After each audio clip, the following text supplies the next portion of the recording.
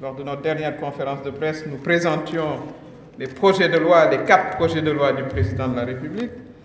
Je constate que les projets de loi sont devenus des propositions de loi de l'Assemblée nationale, un peu particulier, mais c'est un peu comme quand une femme va à l'accouchement, et puis tout à coup il y a un monsieur qui sort de quelque part, le bébé est beau, il prend le bébé, il court avec, c'est mon bébé, c'est mon bébé, c'est mon bébé.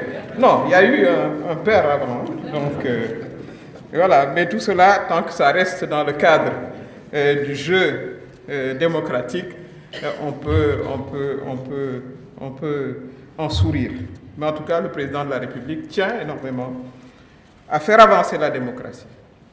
Parce que ces 4 projets de loi, il faut s'en souvenir, c'est le résultat du dialogue national. Certains disaient que le dialogue est inutile. Ah ben, c'est ces mêmes lois à l'Assemblée nationale là, qui sont issues du dialogue, je rappelle.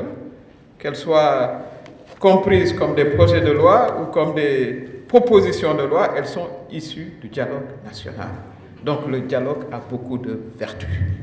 Et à ce niveau-là, nous invitons, la coalition Diomaye Président, les acteurs à continuer à se parler.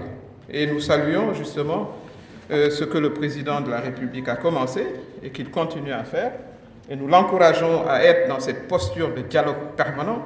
Nous avons une journée institutionnelle, mais en fait, il faut un dialogue permanent. Parce que c'est ce dont a besoin notre pays.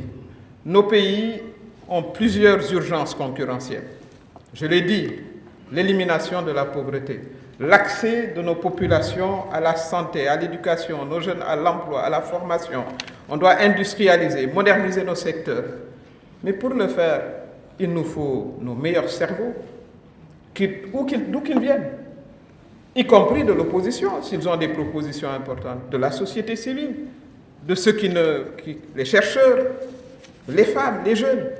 Et ça, on ne peut l'obtenir que par le dialogue et par le consensus. Et cela nous a beaucoup réussi comme pays. L'affrontement n'est pas nécessairement ce qui nous irait le mieux.